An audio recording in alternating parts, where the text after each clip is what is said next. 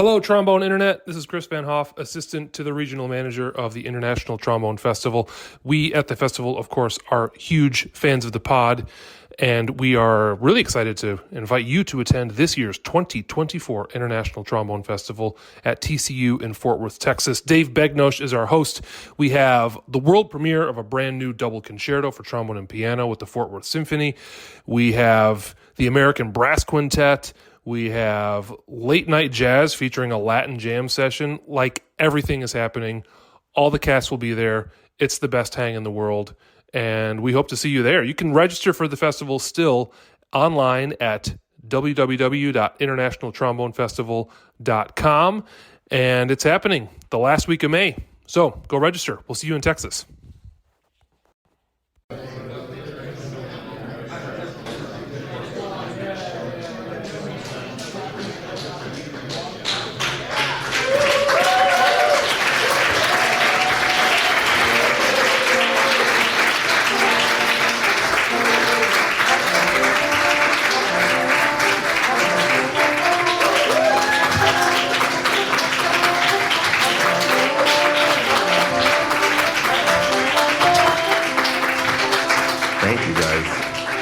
It's like, if we don't have our trombones, I don't know if I should bow or not, but it feels cool. Welcome to the Trombone Retreat, podcast of the Third Coast Trombone Retreat. Today on the podcast, we are live at the International Trombone Festival, the 51st, I believe, which is pretty awesome. That is more than 50 and less than 52. And today on the podcast, we have beginner amateur trombonist Christian Lindberg joining us, and he'll be joining us shortly. But first of all, it's awesome to be here. My name is Sebastian Vera, and I'm joined as always by three-time junior NASCAR champion Nick Schwartz. I turn left, and I only turn left. It's a new haircut that I hadn't seen until a couple days ago. Well, I figure if I'm coming to Arkansas, you got to sport a mullet.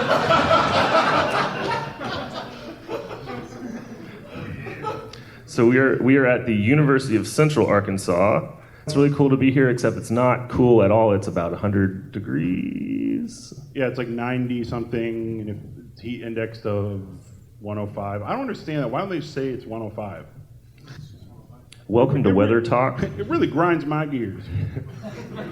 And it's kind of special for me because my grandmother actually went to this university, which is incredible for a woman born in 1913, 1914 to get a master's degree. And she went here, and I grew up going to the town next over. For any of you guys that are from here, Beebe, Arkansas. My grandparents lived there for 50 years. My mother grew up there, so I was always coming up here every Christmas, every summer. So it's really special for me to be here. So if you are not aware of who we are the Trombone Retreat. We started as a trombone festival, the Third Coast Trombone Retreat in Michigan. We just had our ninth retreat. Yeah, which is insane. It makes me feel very old. But we're just a couple of good friends that had this idea and started this festival. And a couple years ago, we started a podcast because we were just having so many amazing conversations with friends and colleagues over drinks or hanging out. And we just thought it would be such a great opportunity to share that with other people. So thank you for all of you for being here and for supporting us. So we're going to have a good time. Feel free to laugh. Feel free to clap. We are honored to be supported by Houghton Horns. Go visit the Houghton Horns table. They are an amazing store located in Keller, Texas. If you're ever in that area, please go visit. They have this amazing showroom, and they have a trombone room, trombones, accessories. Cool. All right, well, when I was 11 years old, I started the trombone, and after a few months of playing, a family friend knew I played trombone and bought me this album called 10-Year Jubilee by Christian Lindberg, and it was the first professional trombonist I had ever heard, and I did not stop listening to it. I have every track of that album memorized, and I don't know if I would be as excited about the trombone if I didn't hear that. The very first track is Fly the Bumblebee, and 11-year-old Sebastian just like almost peed his pants. It was ridiculous. So it means so much to me that I can't believe that I'm getting to interview one of my heroes now. And we're so privileged to have him here. So may I introduce composer, conductor, and most importantly, trombonist Christian Lindberg.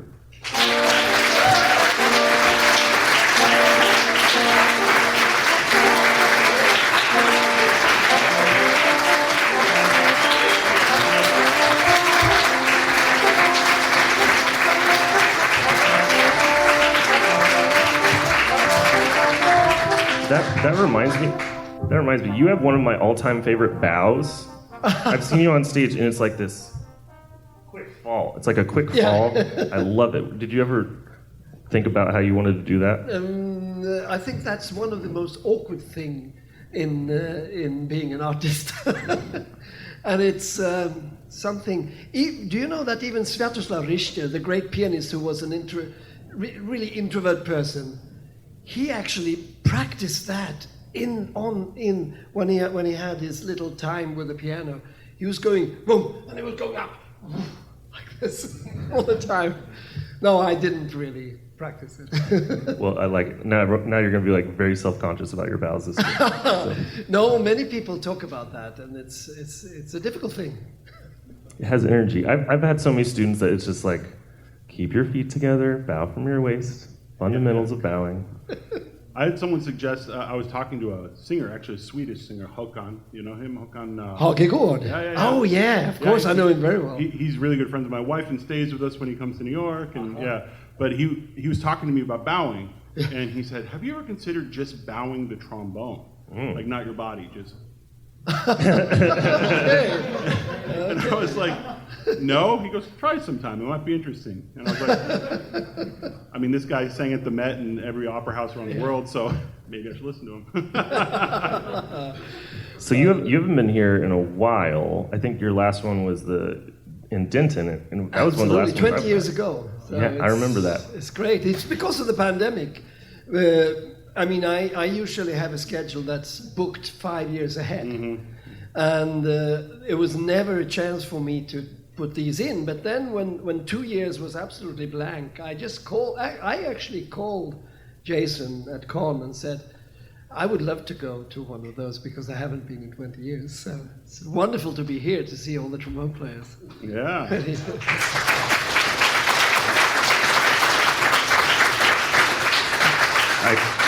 I think I distinctly remember, for some reason, you performed at UNT, and it was like, I remember black leather pants, a bright purple shirt unbuttoned to here, and a giant medallion. It's just, you don't forget that. Yeah. Actually, there was a time when I had a friend in 2000, year 2000. I had a friend who is a brain specialist, and he doesn't know anything about classical music, but he's very well educated. And he said, Christian, throw away that stupid tale. and then it was so difficult to find something instead of it. It took really like a long time. I tried many things, but it's a very special thing to think about. Well, it was a very enjoyable performance. So we like to walk through your life a little bit, and see where we go.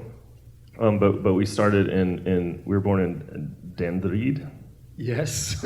I practiced that. That's good. That's right. In Sweden, of course. So tell us a little bit about your upbringing, your first like connections to music. First, really intensive connection with music was the Beatles. My two older brothers sneaked me in when I was 6. There was a tent cinema in the summer place where we were, and sneaked me in there to see the film Help. And I was totally knocked out, and I wanted to be a drummer. I desperately wanted to be a drummer, and I got into the music school, but I was put into the military band. And it was like, this is not Beatles. And then I said, I want to stop. And then the teacher said, well, you know, he's very talented. We could put him on a melody instrument and say, okay, let him play the trumpet. So I played the trumpet, and still in the military band. I thought, wow, I don't want to do this. And then I gave that up. We actually created a band where I played Beatles on the trumpet. Oh, nice. For a little while. But then I was sort of lost. I was a very naughty little boy doing all things that you shouldn't do. I was starting to smoke when I was 6 years old. What? So some point, and when I was 9, I was addicted to it. Sometime of my career, between 1990 and 2000, I smoked 60 cigarettes a day. Is this the secret to your success? Absolutely. early cigarette use. Did you say Parents. 60? 60 cigarettes a day, yeah. That- I smoked That's all three the time. packs a day. 3 packs a day. Oh my God. Yeah, but it's been like back and forwards. I realized already early that it's not good for me, but I was addicted. So I stopped. And then when I took a zip, I got into it again, and I've been on and off all the time now. And I think I had my last cigarette in 2012. Oh, good for you. Oh. Yeah, good for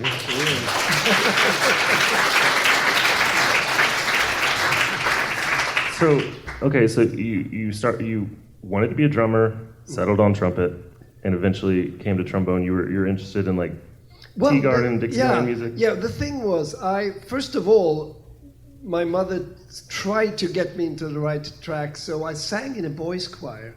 A very, very, very good, the best boys' choir in Sweden. I auditioned for it and I got the highest point of everyone. And we sang 8-part choirs, so I trained my ear very much.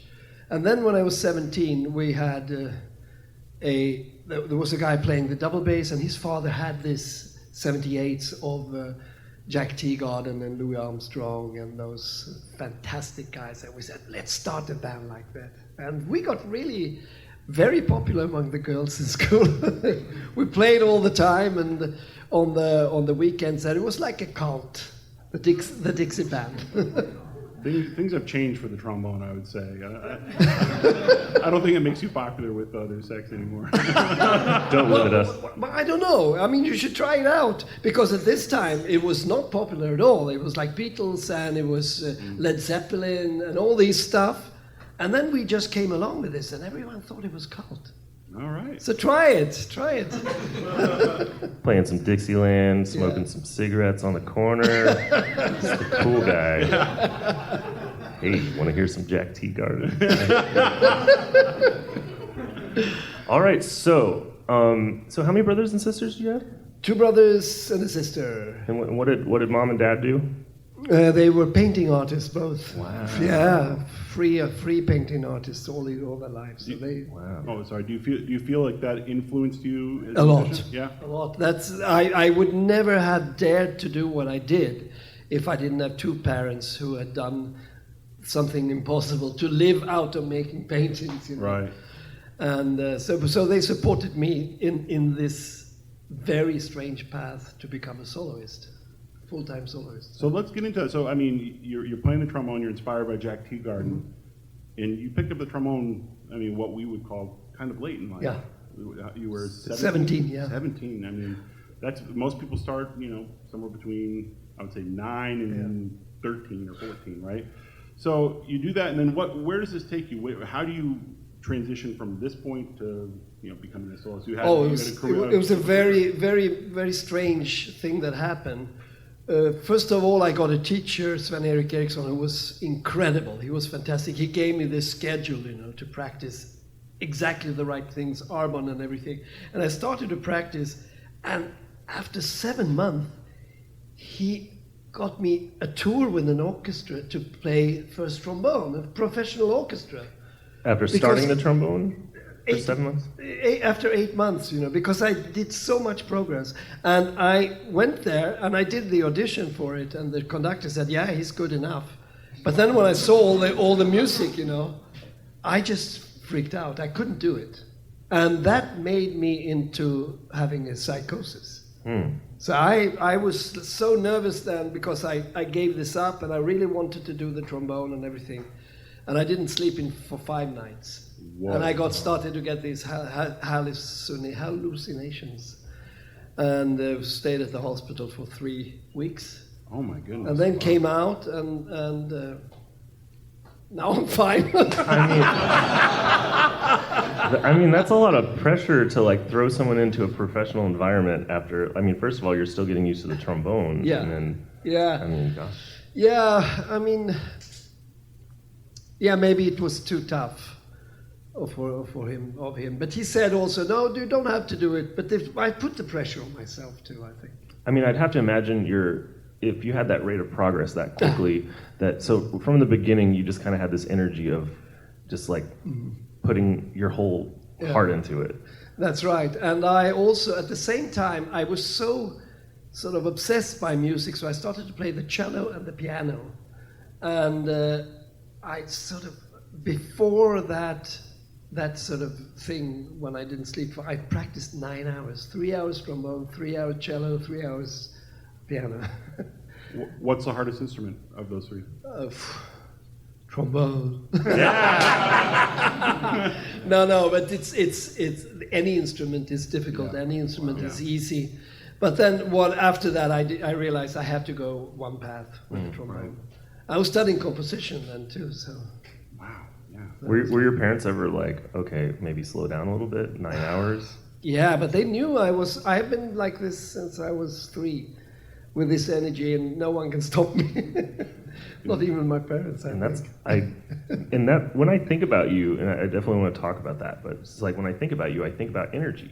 You know, like everything you do, everything we consume of you has such an energy to it in the way that we've seen you work and do things. And we're going to get into this, but like you've done a lot of things that before was not normal. You know, being a trombone soloist, you know, getting all these premieres done, and where did this mindset, did it come from your parents of just not being afraid to explore and push boundaries? Partly, yes. But I think it was something that was just, I was just born that way. And if I would have restrained myself, I wouldn't have been happy, I think. I think that's the only way for me to feel content, is to sort of constantly use up the energy. It's like something I'm born with. You ever crash? No, well, that's the time when I crashed.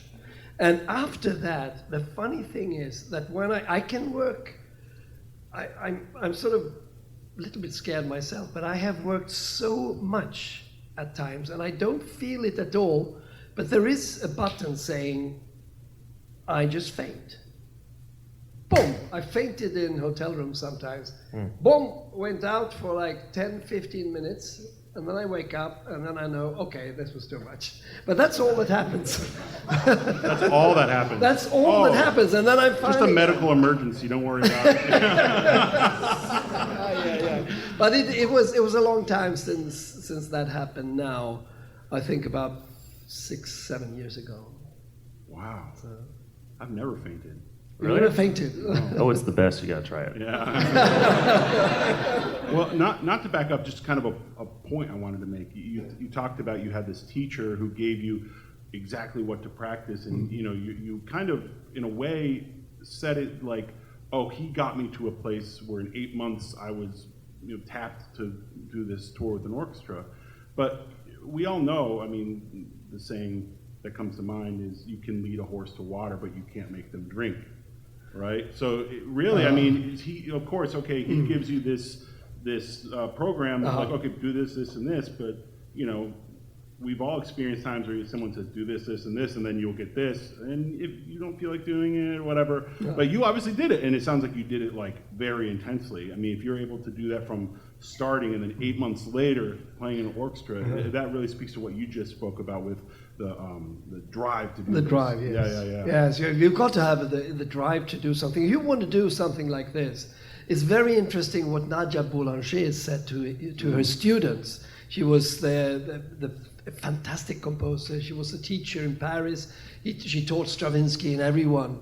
Even Piazzolla went to him, and Quincy Jones. But she used to say this: okay, so you want to study with me? Okay, great. So, could you think of doing something other than composing? And if the answer was, yes, I might do this, okay, then you should not be here with me. If you can even imagine something else to do, don't do it. And I think that's something that I've seen a lot in the music business. The business is people who are successful, they all share, that's one thing that really, the tie that binds is they share that I can't do anything else. Like, not that I'm unable. No, but it's not about that. I can't imagine doing anything else. No. It's not what I was born to do. No, I mean, it takes so much to just. There's so many obstacles on the way. I mean, you wouldn't believe how many obstacles I had And we're with the gonna talk about trombone this. being compared with a violin or something. For instance, when I came to play with the Berlin Philharmonic first time as a soloist, they just laughed at me. Literally. And they were playing when I came in to the stage instead of saying welcome. Wow. And they played. So I want to get in. I want to get into that, but there was a point in time, if I'm correct, you did have an orchestra job. Absolutely, I was committed to being an orchestra musician. Royal Swedish Opera, is that? Yeah, exactly. That was also very early. I was 19 when I when I won that job. So you've been playing for a whole 2 years. 2 years. Yeah. A seasoned vet. So no, the reason why I couldn't stay was actually because, well, two things. If the orchestra would have been like the Metropolitan New York or something like that, I might not even have thought about doing a solo career. But we had two teams, six trombones, and both bass trombone players. They're dead now, so I can say this. But they were alcoholics. And I sat there, second trombone, trying to get chords in tune.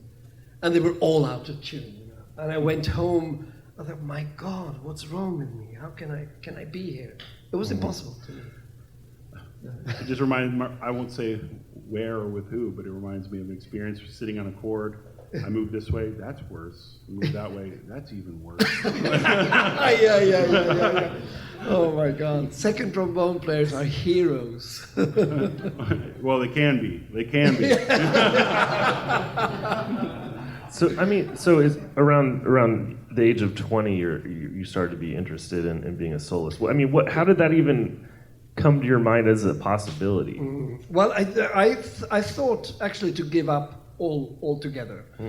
Is that because of the experience in the opera? In the opera. And it was another thing also because we premiered Le Grand Macabre by Ligeti. Yeah. We did the world. I was doing the world premiere, you know. Really? Wow. Yes, cool. Sitting there and playing the angels and all these in the overture, the low notes And the car horns and stuff. Oh, absolutely. Yeah. It was for me. It was amazing, but the whole orchestra hated it. Oh, that's horrible. And even worse, they hated me for not hating it.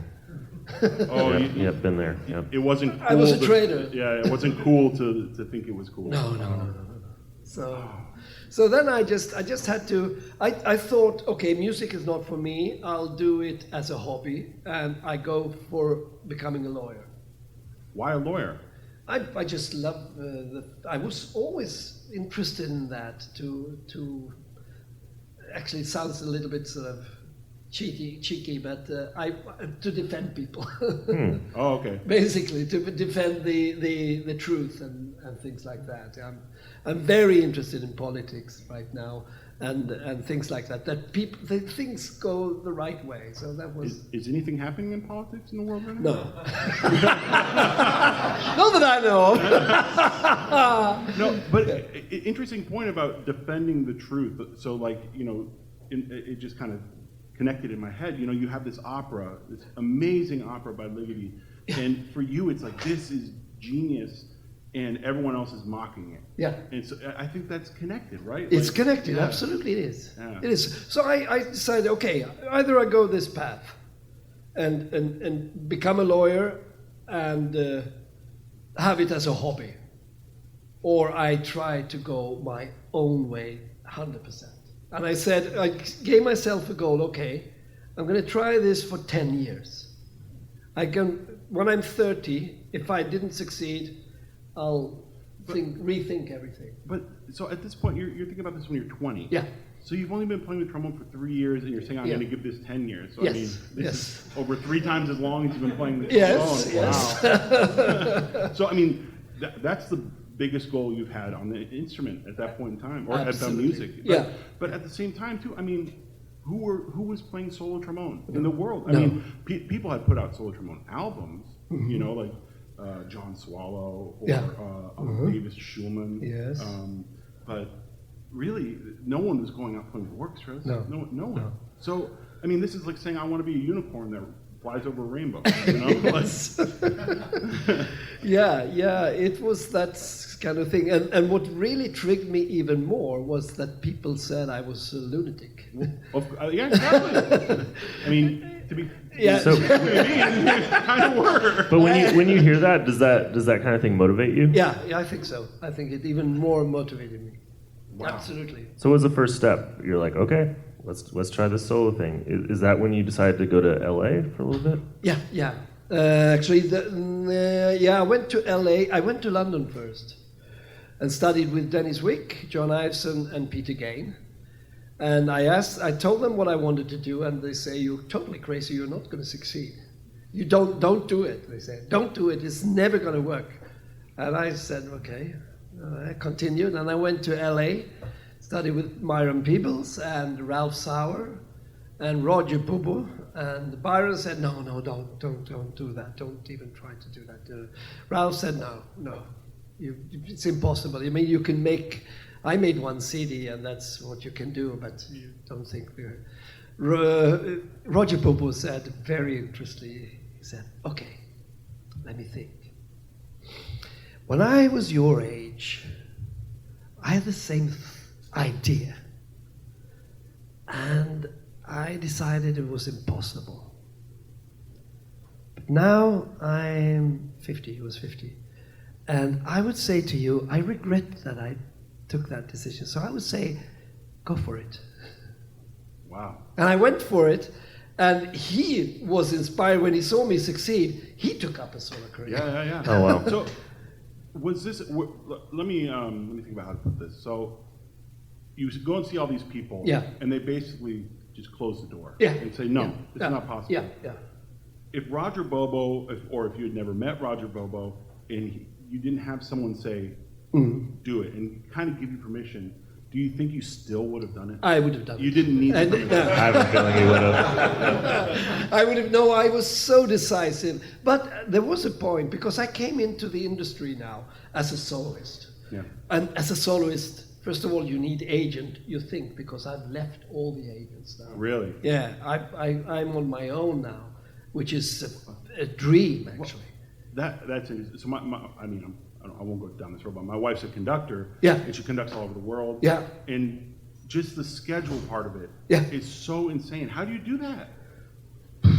Well, you know me, mean traveling and everything. Well, no? yeah, but in booking gigs, I mean, Yeah, book. You know, it was. I went through like hell during those 10 years because I came into agencies, and they said, "Oh, great, come on here. We'll make you a big star," and then they take all this percentage and they have expenses and things, and it's such a you get so depressed. I get it. Yeah. Yeah, you get it. You've been through it too, and it's even more dirty now than it was when I started.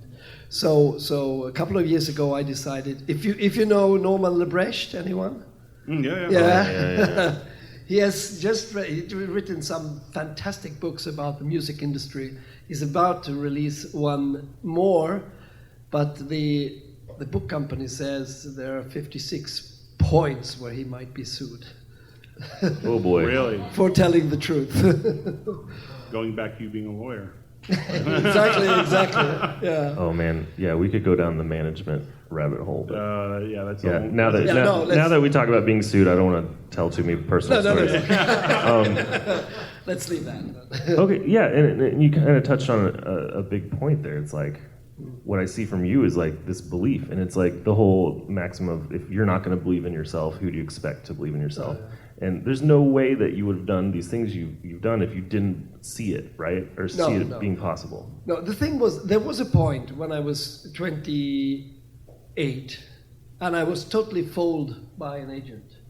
And I had to leave him, and I have to find some way to go back to my Swedish original agent. And that's when I said, okay, I'm giving up. I'm 29 now, I'm giving up. But you had some success, like playing around, being a soloist. At the Yeah, time. but financially it was a disaster, Okay. particularly since the agent took all the money. Right, yeah. At 29. And I had 3 kids and 1 more on the way. Wow. And my wife was staying home. Yeah. So it was very, very tough. And I was ready to give up. Then, I got a very good friend, Jan Sandström, and a couple of other very great composers. It came to a point where, despite the fact that I had left the agency, the big agency in London, I started to get a little bit more engagement that I could take. So I said, for the first time, I said, no, I'm busy. And this spread. So people said, okay, trombone soloist, he's fully booked? What's this? What's this? Oh. I gotta have him. Yeah, and then everything turned Prestige. around Yeah. when I was 30. That's And interesting. And it was, in 1991, I had 240 travel days. Wow. And fantastic concerts with great symphony orchestras around the world. So that was fantastic. Because back then, I mean, you don't have social media. You don't have the same avenues of marketing back then. No. So getting your name out there, I mean, I would go to the local record store, they existed back then, and there would be your albums there, and maybe that was the first time I'm like, oh, a trombone player, a trombone soloist, cool. Like, how did you go about growing? I mean, was that one of the big factors, is kind of saying you're busy? And Yeah, that was a big factor. Really the biggest factor, I think. I didn't say it personally. It was just that it spread, because everyone had seen me and sort of felt pity for me. Oh, poor guy. He's trying this, he's not going to succeed and everything, and it's never going to work. Okay, he's still at it, he's not going to succeed. And then suddenly everyone sees that I succeed, and they change their mind. Particularly, like, this is what I'm talking about, are orchestra managers, because they are the ones, they are in a situation where they really have to book soloists only. I mean, first of all, they have to book singers, conductors, violins, pianists. Okay. Then there is a little spot for a cello player, and maybe, well, not even viola. No, don't even think about it. Maybe flute should be someone from the orchestra being a soloist, and then oboe, and then blah blah blah comes down, and there's some horn concertos by Mozart, of course. So we have Barry Tackwell. Yeah. Leads me into my first orchestra engagement when I replaced Barry Tackwell. And I was happy, and then the conductor said, no way. I can go as low as the horn, but not lower. But my agent told me, you have to insist and go there, because I had the contract. And I said, okay, so I have to stand beside this conductor who doesn't want me. And the first thing that happened, I was playing the Bloch Symphony, going to the high D, and the conductor stopped. Oh my God! Oh no! This is impossible. What do you do? Could you please go over there by the double basses? Oh. And you were the soloist. I was the soloist. So I was quite smart. I politely went over there. Yes, of course. I'm sorry. I'm so sorry. And I started to play, and on purpose I made it not work. So he didn't know what to do then. And then I said, okay, I have an idea, because the bell is on this side. Do you think I could go by the cellos? So I went on that side. And it was all fine, and he was very happy. Happy enough. Well, he after the concert, with the good thing that happened through that was that he said after the last concert, oh, I will invite you, the whole world, And the next day the review was a big it just nailed him down, and the big thing was the ambassador of the trombone. Wow. So that's a good start. Yeah.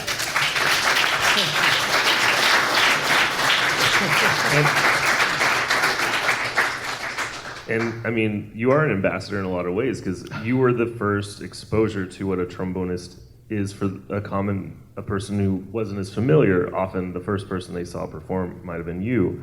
I imagine you ran into these stereotypes a lot of, I used to be in a group that would be booked, and a lot of the presenters, one of the first things they would write back is like, oh, 4 trombones, that's gonna be really loud, right? Can you guys play soft things? Like, I mean, what was the biggest like breakthrough? So you signed your album deal in 1984, the same year you made your solo debut with BIS Records, which we're so familiar with those black album covers.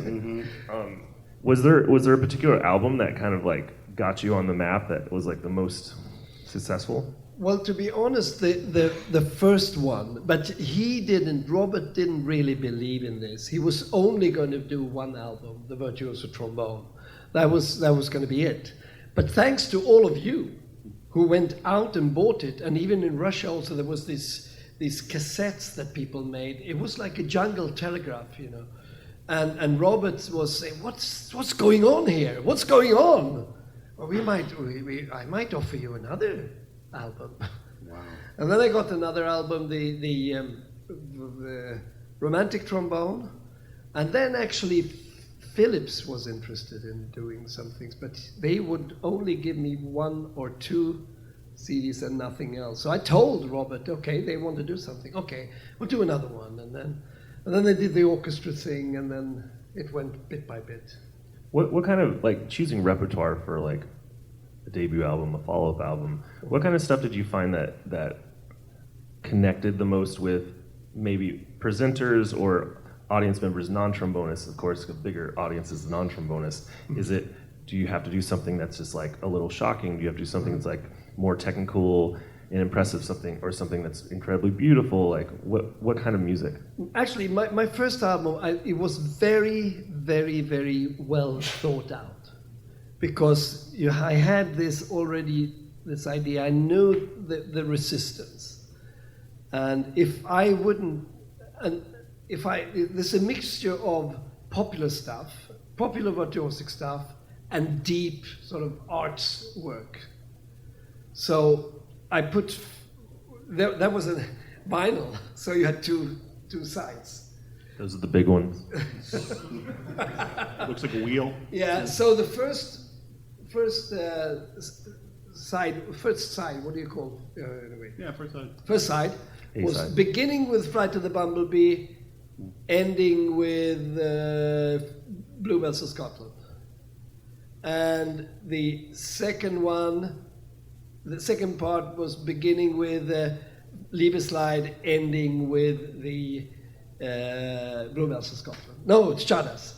Nice. Yeah, so, and then in between there was Schulek, Hindemith, Martin, and Berio. Yeah, huge. So like core repertoire, so they cannot say he's just an entertainer.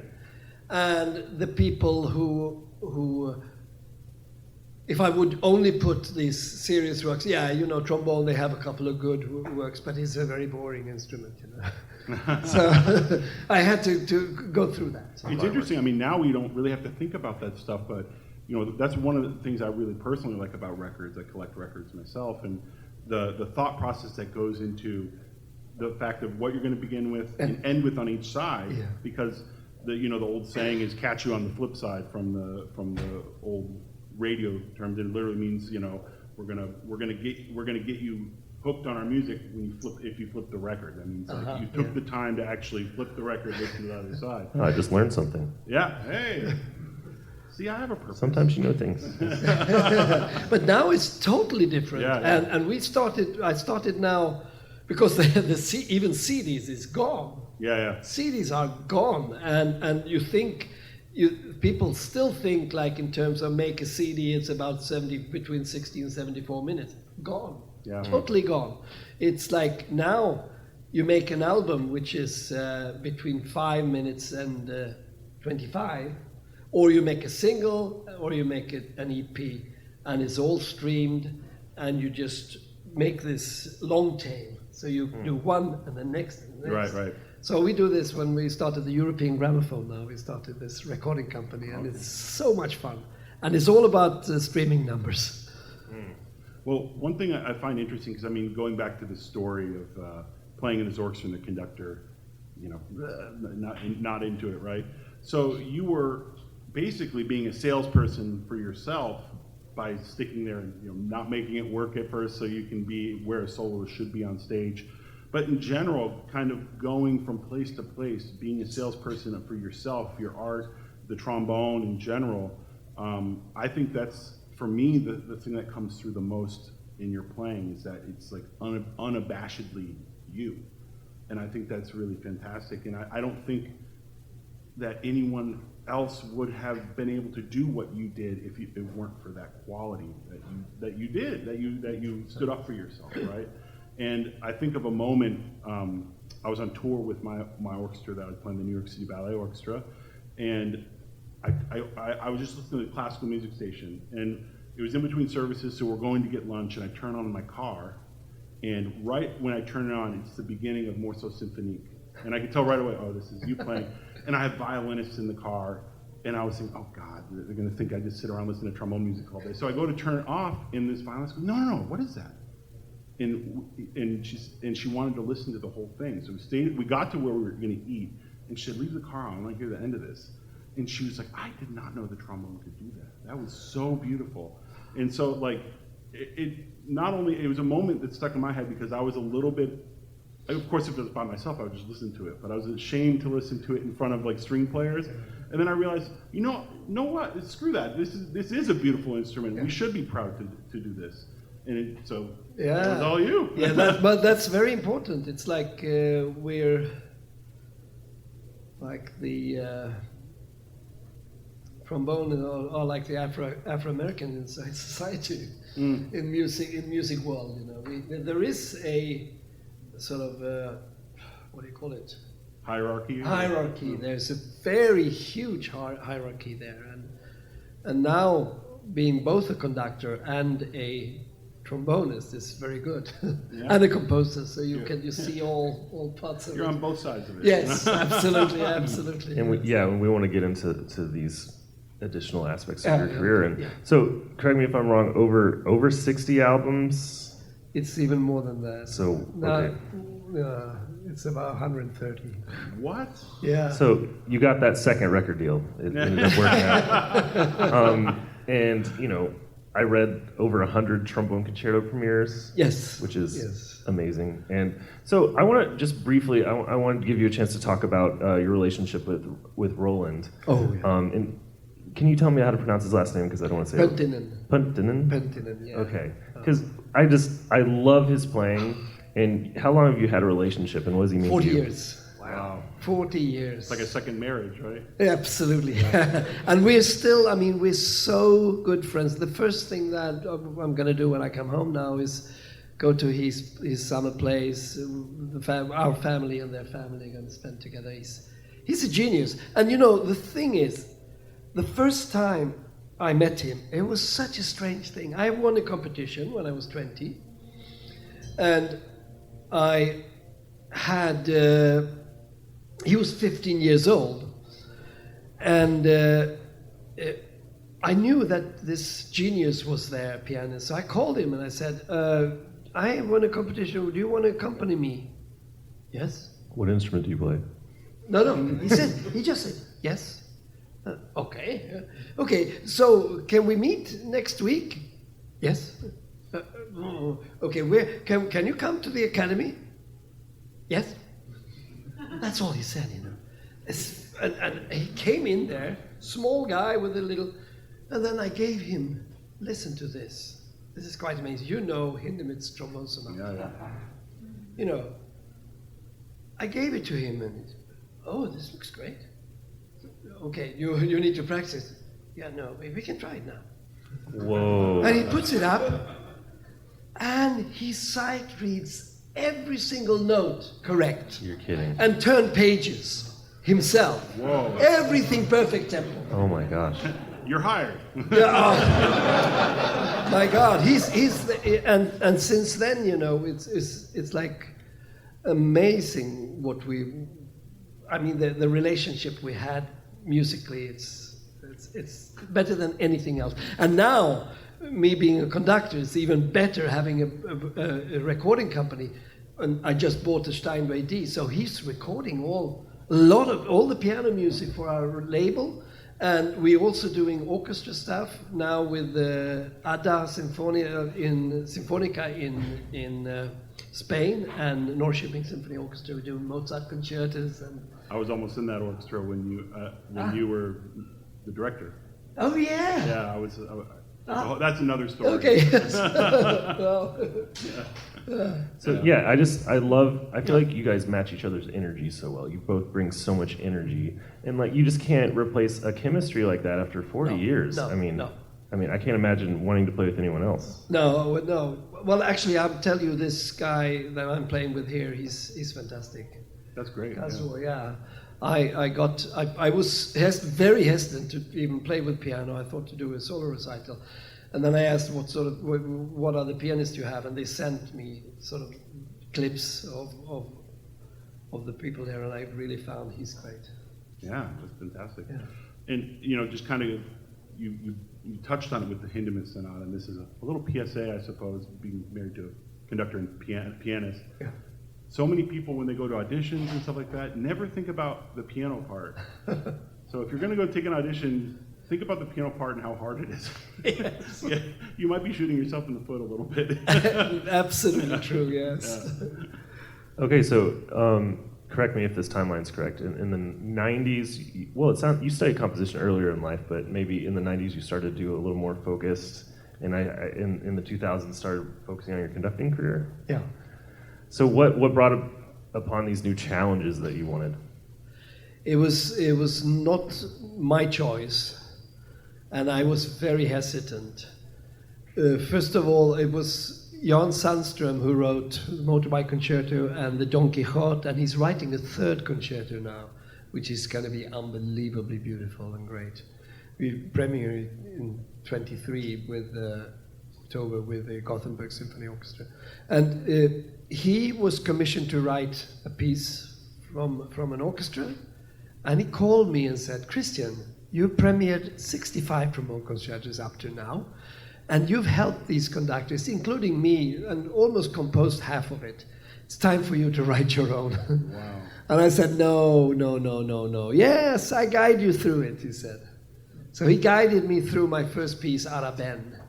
And the next day I had 2 commissions from 2 orchestras.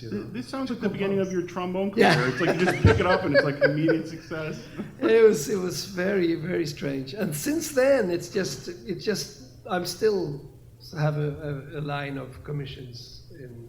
Wow. It's a nice way to market to an orchestra, I imagine, when you can say, "Hey, I can come conduct your orchestra, I can be the soloist, and we can play my work." Yes. And I can also produce the CD now.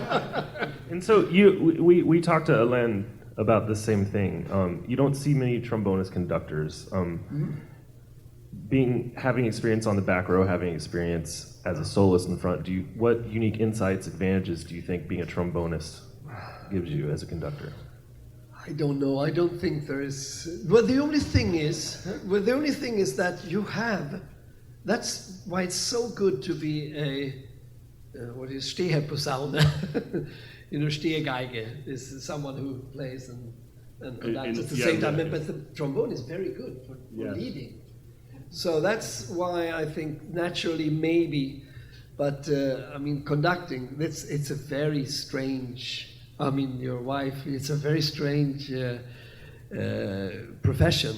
I remember one thing which is quite special, because when you're a soloist, you talk to the conductor and you social with him, and he says, "Oh, I hate this orchestra.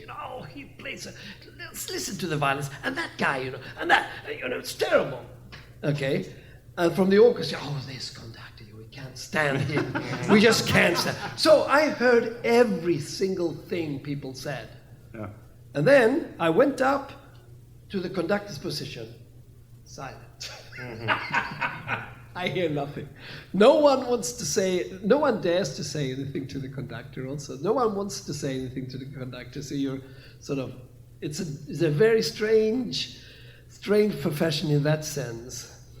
I think I managed sort of through being myself to get more contact than most other conductors. But it is a very strange situation to be a conductor. It's like this story that people say about if you had a gun with 6 shots, who on this earth, tell me 6 people you will use these bullets on. Our conductor.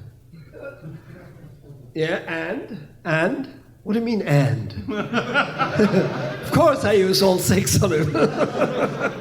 That's the thing. It's like among musicians, it's kind of a universal thing, right? It's like you bond by talking about your boss in any profession, yeah, right? yeah. And you complain about your boss or whatever, and as a conductor, we've all complained about conductors, but there's no one like giving you. You have to have that confidence within yourself. You have to believe in what you're doing. Yeah. You have to present it in a confident way, because otherwise you're in trouble, right? No, you have to also understand that you are not going to get any credit. You have to give credit.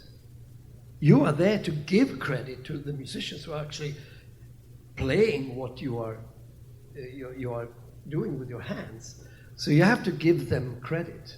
Find a way to give them credit, and also find a way to also, an orchestra is also like this. You have 10% that will always support you and love you, and they bond with you and they talk with you.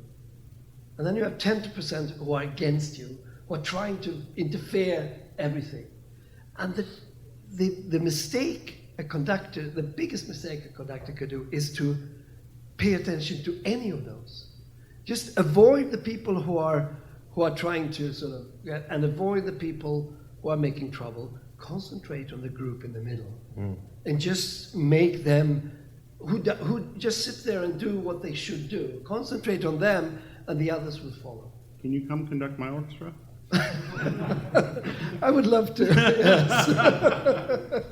That reminds me of my favorite Charles Barkley quote: "Never listen to your biggest critics or your biggest supporters. Like, the truth is always somewhere in the middle." Yeah, absolutely. So with the Don Quixote concerto, you sing in it, right? Yeah. And correct me if I'm wrong, you sing it in whatever language the country you're playing it in. True. How many languages have you sung it in? 13. 13. 13. What was the hardest one? Czech, I think. Ooh, that's tough. Czech was difficult, and Japanese was quite easy. And also, I think Latvian was difficult, and Basque. You sing it in Basque? Yeah. Really? It was the orchestra the countries where they wanted me to do this. I did it in that country. Yeah, I saw some video, I mean, this was years ago, it was just like kind of a montage of you singing it in a handful of different languages. Oh, that's right, Yeah, yes. cut together. And that's another thing. Okay, first of all, how did you come up with, okay, I'm just going to sing here? It was quite interesting. Because the motorbike concerto was such an enormous success. Mm-hmm. I played it all together over 700 times with orchestra. Oh, that's fun. So it's like everywhere. It was even on a jukebox in a bar in New York one time. Was it really? Yeah. It was so, I mean, in the 90s and the beginning of the 20s, of the 2000s. 2000, yeah. And then they wanted another concerto. We thought, what on earth do we do? We had this big hero, it's a big hit, how can we make the follow-up? And we just thought we have to make an anti-hero who makes all the mistakes that the audience can imagine. So the first thing, you come on and you shake with the concertmaster and you drop your slide. And then you go through there and you undress, and the singing, I mean, if I had a good voice, we shouldn't have used it. So it has to be a really bad voice. You know? But the way you also sing it too, I found impressive, because you display kind of the quixotic behavior of like really confident bravado. Absolutely, and if you look at Don Quixote, he was so confident with everything he did. He was protecting Dulcinea, against everything. Windmills, and we read it together, Sandström and I, and it's so much. I can really recommend anyone who hasn't read Don Quixote. read it. It's unbelievable literature. You laugh your head out. I believe it's Don Quixote. Yeah, That's the proper way to Quixote, yeah. pronounce it. I have one quick story about that. I went and saw the ballet Don Quixote, and they did the windmill scene with projection on a screen, and so it projected on the screen, and the dancer fighting the windmill, and then the computer froze and crashed, and it went to the Windows home screen on the stage. Zoom. Yeah, so he's there with the horn. It's just the Windows home screen.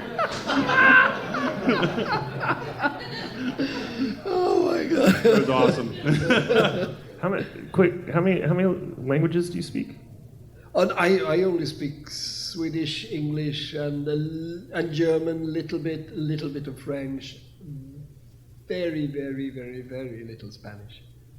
Cool. But yeah. That's English. enough. English That's is. I don't know. Maybe English is more comfortable than Swedish even nowadays. I don't know. Okay, It's so more comfortable for me too. yeah. How about if it's cool with you guys, we just continue the rest of this interview in English? Yeah, okay. Why not? Okay, so we like to close, because we know you have a very busy day, and so we're trying to get you out in a decent amount of time. We usually close, and we have a bunch of questions, so we close with our rapid fire section. So just a bunch of quickish questions for you, and we have a couple from the audience we may ask. First of all, something we ask every guest: what advice would you give to your 18-year-old self? Never let anyone else stop your dreams. I love that. And they love that. That's a good one. We can clap for Grayson.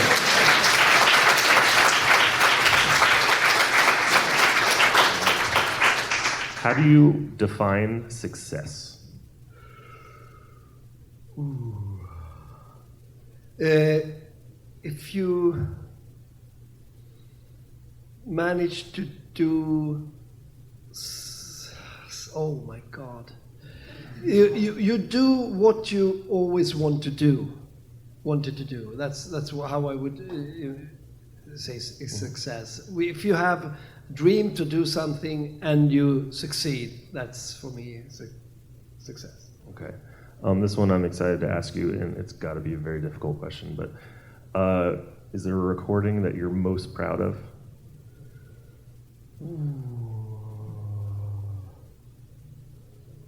Desert Island. Maybe the last one that I did with on European Gramophone with Swedish Chamber Orchestra, with brass concertos. I wrote a trombone concerto, a double concerto for trumpet and trombone with Pacho Flores, and a trumpet concerto for him.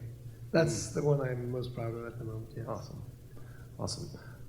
You've commissioned so many works. Why is commissioning so important to you? First of all, the trombone doesn't have the repertoire that the violin had. Now we have. I say I premiered 130 trombone concertos, and I say 100 of them are really good concertos. I mean, That's good pretty length. good. Yeah. Do you have a favorite concerto? Motorbike concerto. Yeah? I think that's the cello, Dvorak cello concerto for the trombone. It is really the best. That was the number one thing I would play for friends that had never heard something before. You gotta hear it. It sounds exactly like a motorbike. It's so ridiculous. Especially that chase scene when it sounds like the other trombones come in and are doing the same. And the violins, And the violin, and they change gears and things. So fun. Okay, well, cool. All right. Okay, we did recording most proud of. Why is new work important? Most profound or memorable musical experience? Ooh, that's tough. Ooh, that's tough.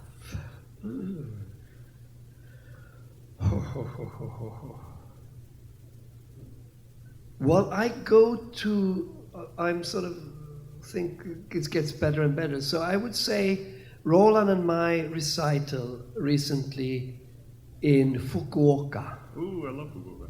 Yeah. We did 4 concerts in Japan, and Tokyo was okay. Osaka was also okay. We did one in, I don't remember where, but yeah. But the one in Fukuoka was the best, and I have it on video and recorded, so I'm going to put it out when I find time. Was it the energy from the audience, or how you performed? How we performed. I think we performed better than ever, and it was like and also the hall and the atmosphere and everything was really fun. I mean, I haven't asked any questions. As someone that performs so often, I mean, were there any times that you fought nervousness or? Yeah. Oh my God. I premiered the Xenakis Trombone Concerto Trork, which starts on fortissimo on a high F after a 2-minute introduction by the orchestra. Like this. I did the premiere, and I had played that so many times to make sure I hit it right in the center. And I hit it correct like 99 out of 100. I practiced it so much, so I did that. And the day of the concert, and there was a lot other things to worry about. There were 56 high Fs in the piece, and 7 high G flats, and they're all fortissimo. So I couldn't even breathe the day that I was playing it. It was with Esa-Pekka Salonen and the Swedish Radio Orchestra. It's ending a whole big festival, so it was like the big high point of everything. And I was standing there, I was breathing, I was so nervous. I've never been so nervous. And I take up and I say, I know, I'm gonna hit that F right in. I've done it so many times, I'm gonna do it. And I went,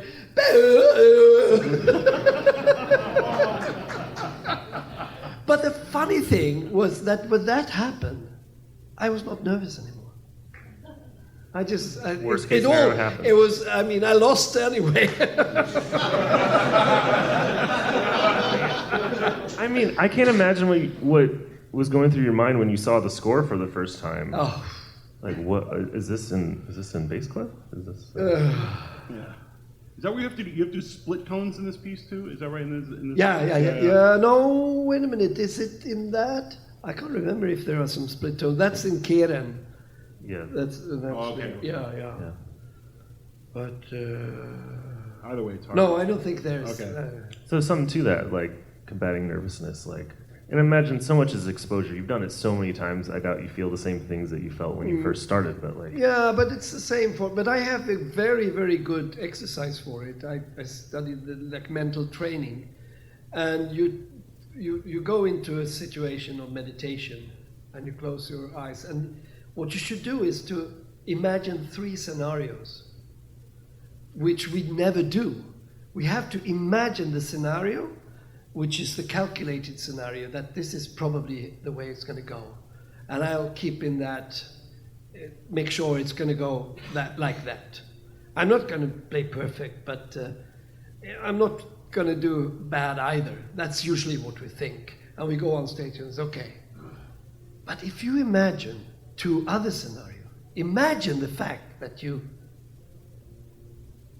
it's a complete failure. You have to imagine that. I'm making a total fool out of myself now. It's the worst recital ever done in history of the trombone. And you think about that, and if you can still feel that you are a valuable human being, then you can stand that scenario. And then you can also imagine, okay, what if I play perfect? What if I play the best recital that have ever been played? Let's go for that.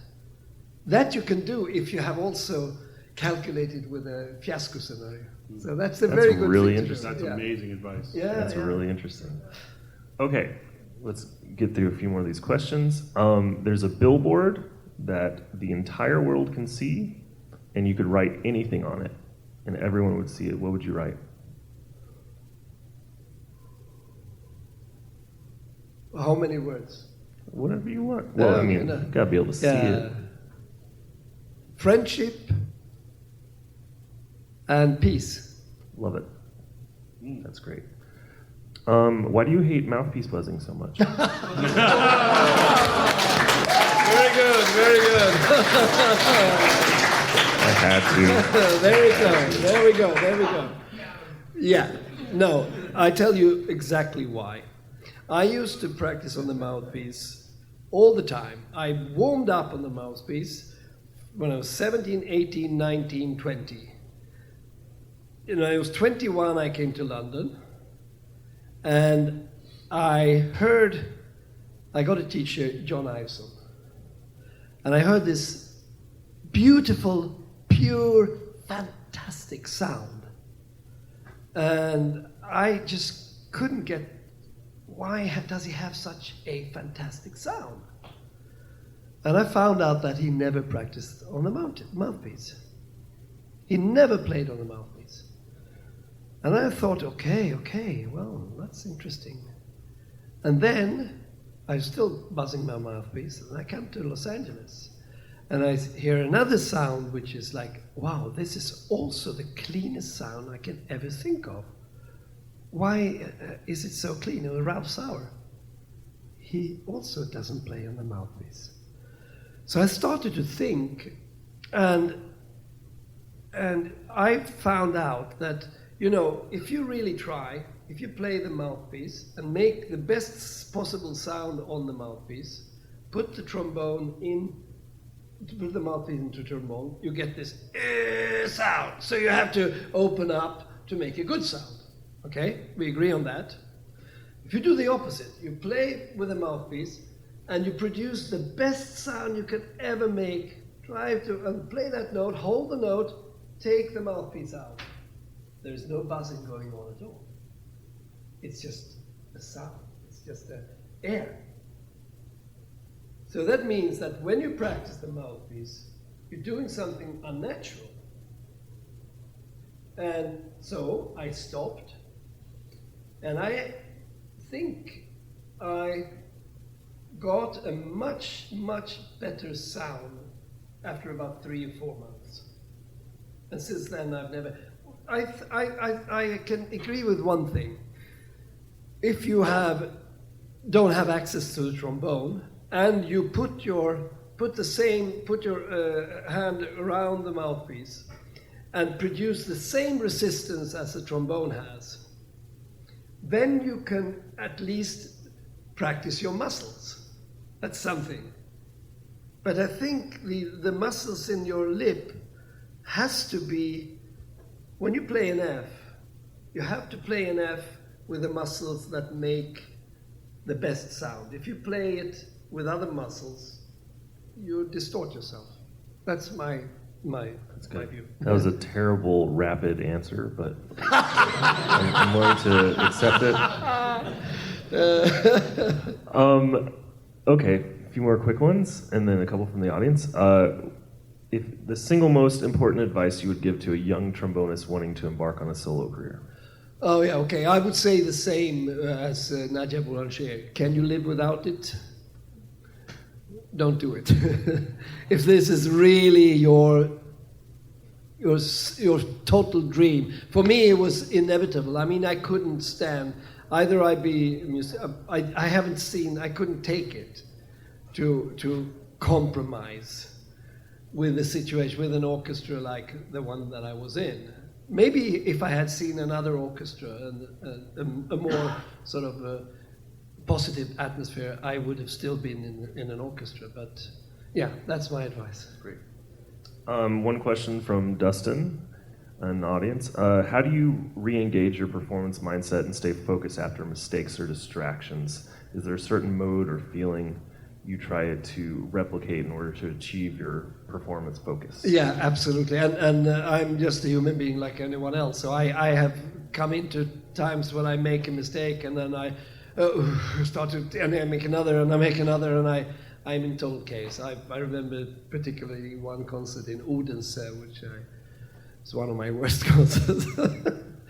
But you know, the important thing is this: what I said about the 3 scenarios. It's very important. And when you make the mistake, you just have to throw it back. And then I also, should I go longer or is it going to be too long? I can say whatever you want to say. I want to make an example because I was obsessed with perfection when I was about 30. And I was waiting for the moment when I play a perfect concert.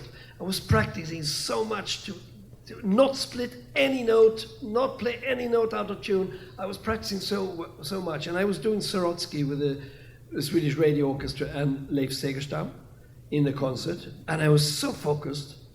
And it could have gone straight on the record, on the CD. And I thought, now the audience is going to go crazy. And the audience was like this. And then think about the circus. What do they do to get applause? Well, they say, this is the most difficult trick you've ever done.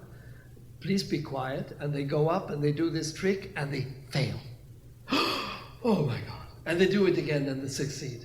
That's when you get the applause. You don't get the applause if you don't take risks. So some of the concerts where I split the most notes ever are the concerts where people applaud the most. I love that. I love that. Yeah. Because you're saying something, you're going for it. Yeah, you're not just trying to be perfect. And we're all human beings. We all make mistakes. Man, I'm glad you elaborated. That was wonderful. Okay, and so we have to talk about your famous routine that I imagine most of us have seen on YouTube. My favorite part is like when you get through this like insane amount of things and you're like, and then I do it again. You know? So someone asked, do you still maintain your daily routine?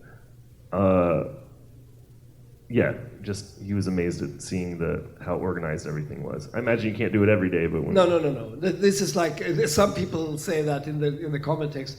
Does this man have a life? And they think I do it every day, which is of course not. I do it because I have a life. I have a family. I have 4 kids, 5 grandchildren, and I have something. Wow. I have to make sure that I spend time with them, and I have a lot of friends. I love that, but to find the most effective way to work when I'm working, I have this wonderful place, Valudden, where I go and I just lock myself in to this routine.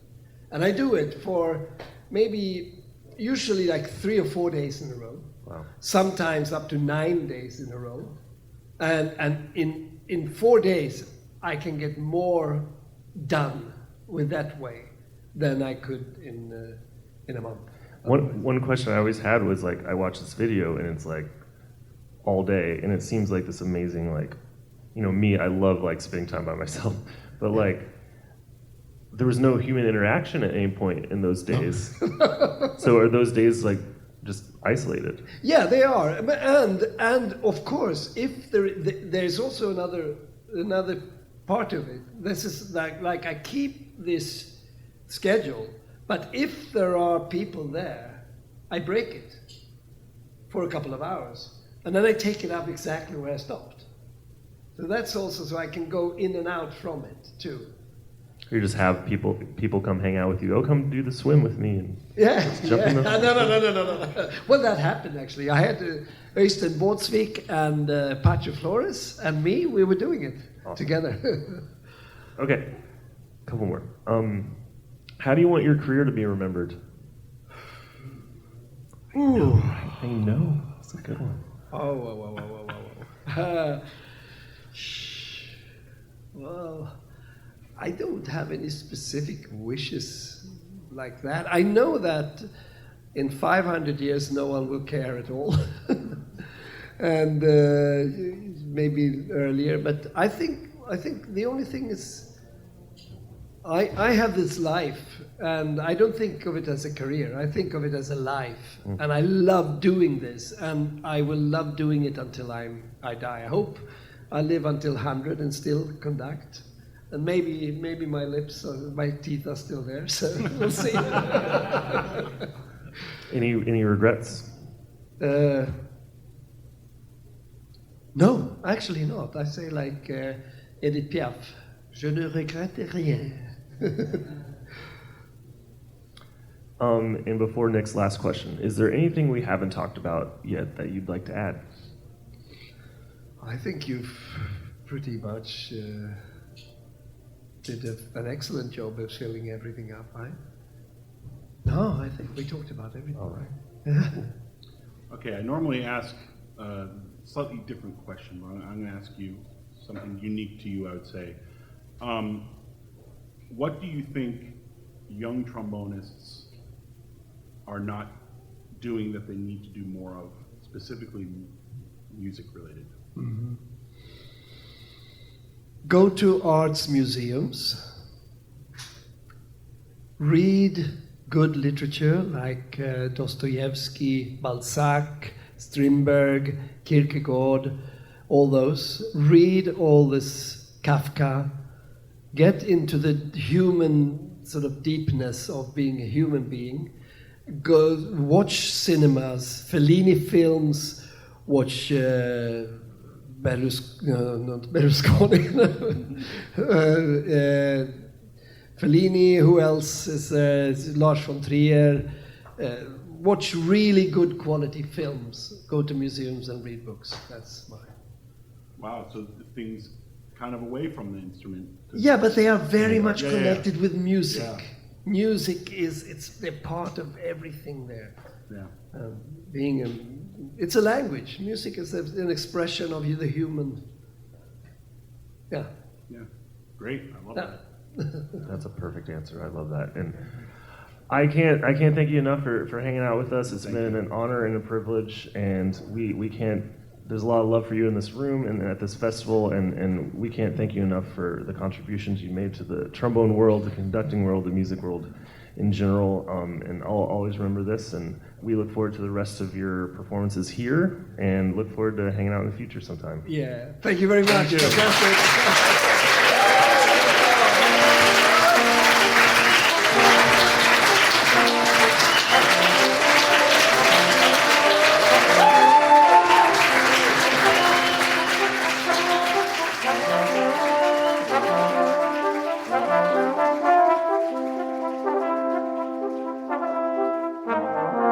All right, so well.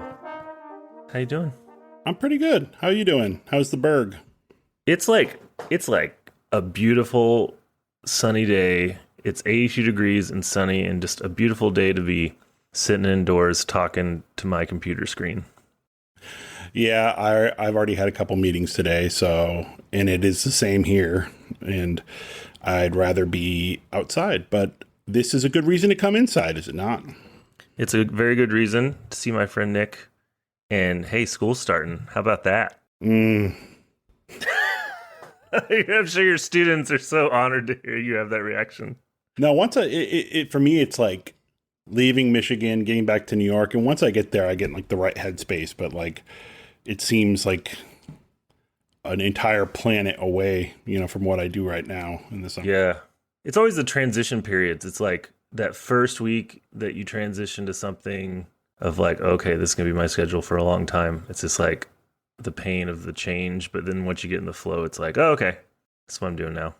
Yep. So I go back, you probably start this week, right? This upcoming week. I start tomorrow. I'm teaching a studio class, then followed by trombone choir, and then the next day teaching 6 lessons in a row. Just packing my Fridays. Mm-hmm. Power Fridays. So this is the outro, Nick, after our Christian Lindberg episode that was live.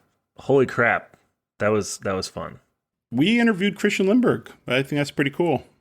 And I don't say I'm starstruck very often, but that's Christian Lindberg. As I said in the intro, he was the first professional trombonist I ever heard a recording of, and probably a huge reason that inspired me to like continue playing the trombone, if I'm honest with myself. And he was awesome. Like, I don't think he completely knew what to expect. And then once he saw that he could be comfortable with us and open, and of course that big knowledge drop at the very beginning of being addicted to cigarettes at age 6, he said? Yeah. And smoking up to 60 cigarettes a day. Where's mom and dad? That's what I was wondering. Maybe, I don't know how to answer that. Maybe in Sweden it's just like you just let your kid figure it out, Well, interesting side note, in Sweden there's a lot of people who chew tobacco, and it's because in the 80s or 90s there was a big initiative to stop smoking, so they gave people free chew. and they're allowed to still get it for free today. Because they thought that'd be healthier? Yeah, but yeah. I mean, it's kind of like, if you're going to do an unhealthy thing, I guess do the less unhealthy thing. I think that's what the thinking was. If that's sound logic, who knows? Yeah. But man, yeah, he was great. And thank you to everyone who came. I mean, our room was completely packed. It was just like standing room in the back. I think there were some people, we had a lot of loyal listeners, and there were some people that had never heard it before, heard of the podcast, but never heard a recording, and were incredibly kind. How was the whole experience for you? I mean, the biggest takeaway was how gosh darn hot and humid it was. Boy, oh boy. Yeah. Arkansas in the summer definitely lived up to its reputation as far as weather is concerned. But I mean, the whole ITF, let's start there. Let's start big and go smaller down to the interview. The whole ITF was really well done.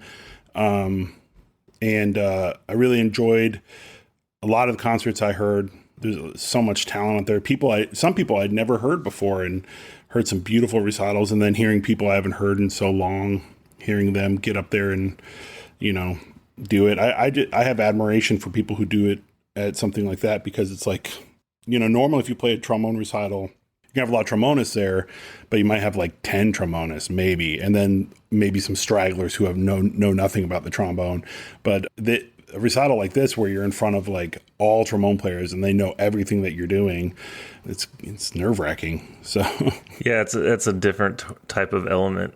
I don't know if I'd wish it on anyone, but I mean, that's the best part. It's like the people, like the setting is one thing, but like the people is what makes it come alive. And you get to see all these people, you get to meet a lot of people that you've always maybe talked to in passing or never gotten to meet.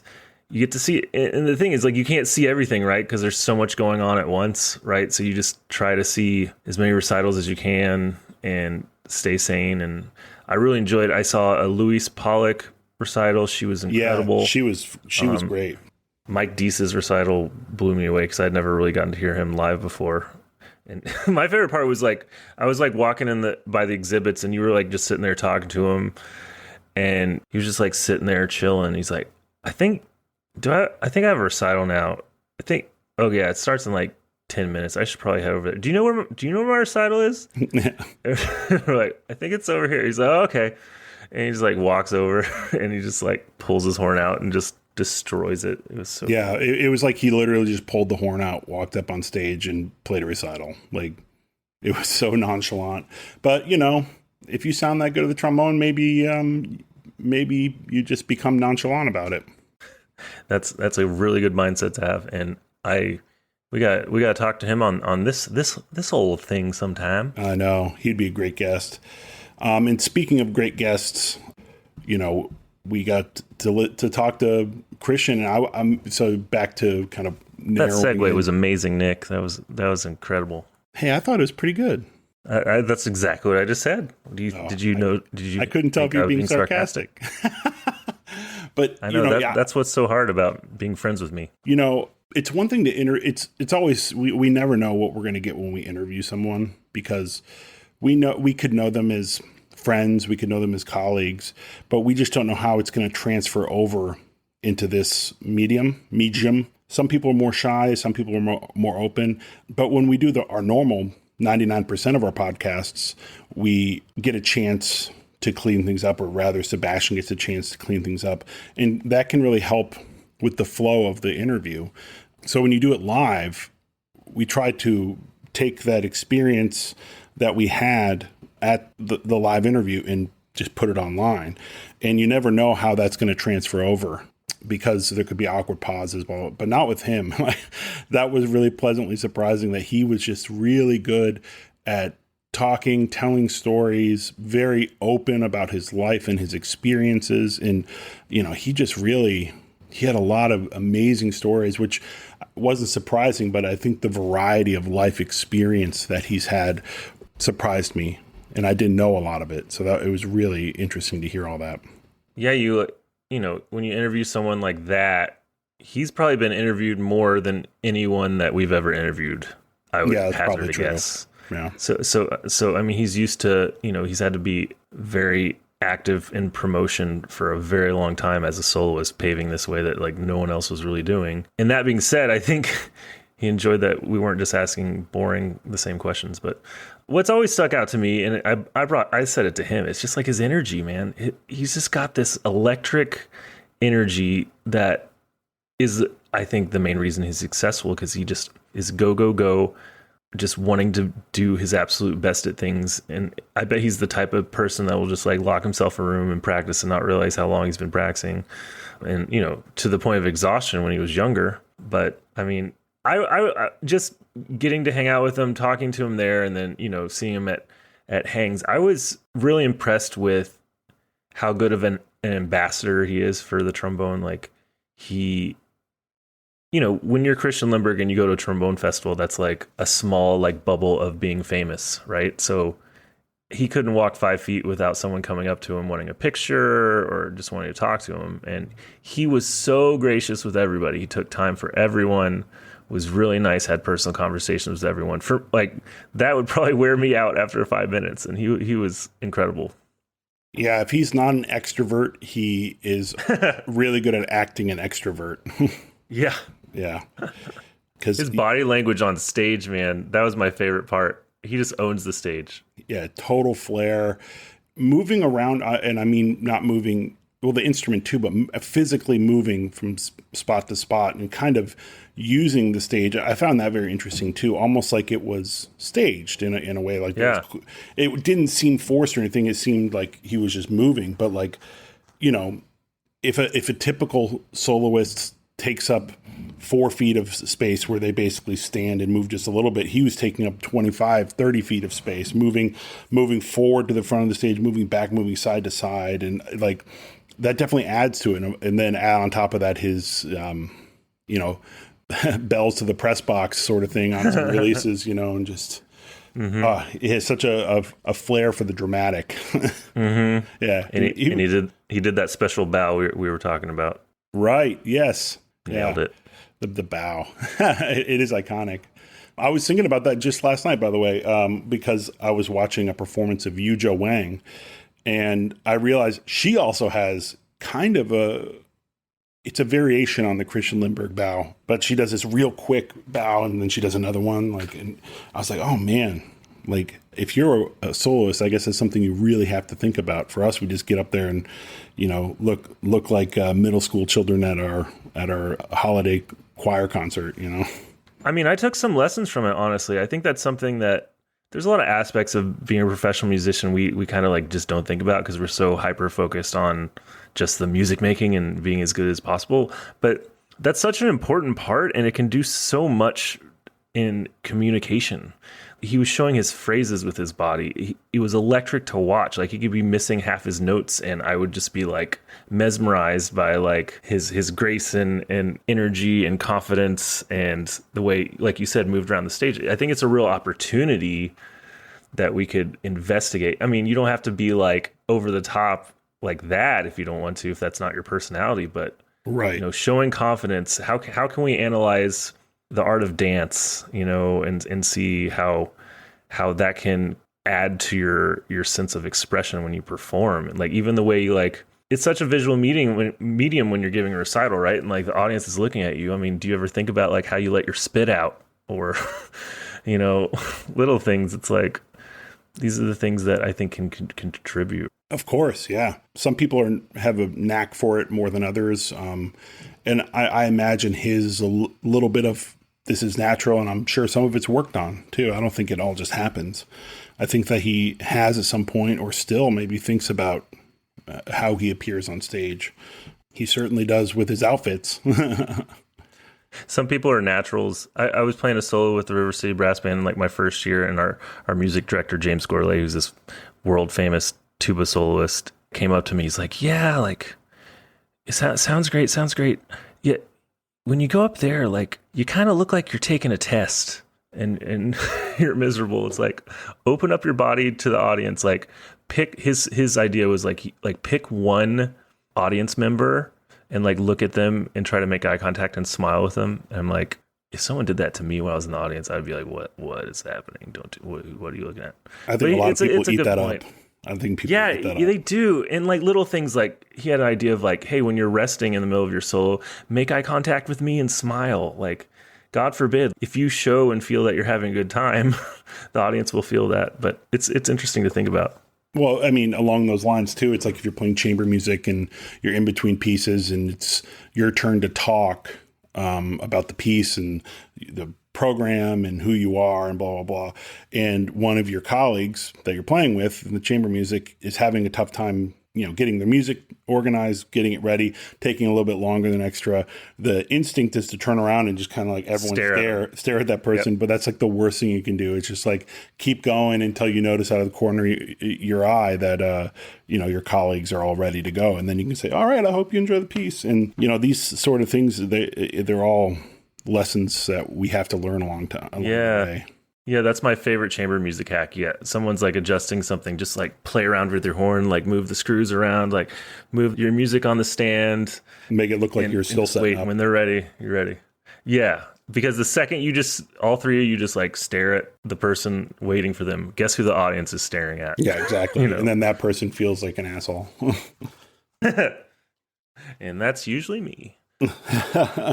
Yeah, I don't really have a whole lot more to say about our interview. Yeah. I thought it was really fun. I guess the one thing I would say is I was, just like you said, I was really touched by how many people came up to me and said that they're either like devoted listeners, they listen to everything, or they hadn't listened at all and this was their first time and it's driving them to come listen to more of our stuff, more of our interviews. Or there were people who just weren't podcast people and they were like, but I think I'm going to check out more of your podcast because that was really interesting. And so all this to be said is just like, we're always so appreciative of the support we get. And we're honestly, about to pump them out. I know. Yeah, we're going to be able to pump out some episodes, pump out the jams. You and I are about to have a sexy meeting and we're going to just like make plans. I like making plans. Plans are fun. Would you say you're a plansman? I come from a long line of logisticsmen. Numbersman, ideasman. And lastly, I just want to say that Justin Cook was an amazing ambassador at the University of Central Arkansas. Justin Cook is the man. I love that guy. Yeah, he did a great job. So I've known him for a long time. Nick, we actually had a 5-star review I wanted to read to you. It was very nice. Henry in Kentucky gives us a 5-star review and writes, this is subject, my favorite podcast. This is my favorite podcast. Excellent, candid interviews, long enough to get in depth, and the goodwill among musicians, plus quality of guests, means you always get nuggets of wisdom and history. As a weekend warrior who studied trombone but does other things professionally, I find both musical inspiration and the type of inspiration for life, work ethic, getting along in the community, living towards a purpose that has me taking notes after every episode. As a Clevelander, for 4 years during college, I've been the most excited for this Rick Stout episode. That was our last episode. A question for Nick and Sebastian. Turn your brain on for a second. What are the most important things we can do to preserve trombone, instrumental learning, and the orchestral tradition in a changing cultural landscape? Boom, Henry. Man, first of all, that is so nice. That is really nice, Henry. That nice. Means the world. Thank you. I guess I'll take a stab at it. I mean, obviously, that's a pretty heady question. Big one. Yeah. How do we preserve the trombone? Henry, bring in the heat. Preserve the trombone, preserve instrumental learning. Is that the other one? In diverse and changing landscape, something in the orchestral tradition in a changing cultural landscape. Well, I mean, you're asking a question that's being asked a lot right now in the orchestral world. Let's start from that end of things, I think. And it's a multi-pronged issue / solution, and part of it is always attracting audiences. And we can do that in multiple different ways. I mean, the most obvious from the inside looking out is programming. But, let's say there's one group of people that wants to hear more modern stuff, more high energy, like maybe stuff with electronics and stuff that will drive away the patron that's been going to the symphony for 40 years. I'm generalizing here, right? So it's always it's finding the mix of things to draw in a new audience while not driving away your current audience. And people make a living trying to come up with this stuff. So I think it's really important that we do honor the legacy and history of symphonic music, but we also need to be ambassadors of new music. So, starting from there, that's kind of, that's one thing, but the bigger part of the pie, in my opinion, is that, like you touched on it, education is not, it's not what it used to be for the arts in general. And I think that we can work within our community to ensure that our school districts where we all live, all provide music classes, art classes, acting, drama, whatever. That's how we build the future audience more than anything else. If people are never exposed to it at any age, any sort of music making, any sort of art, it's harder for them to go and seek it out if they've never experienced it. And that is why I am running for Mr. America. Thanks.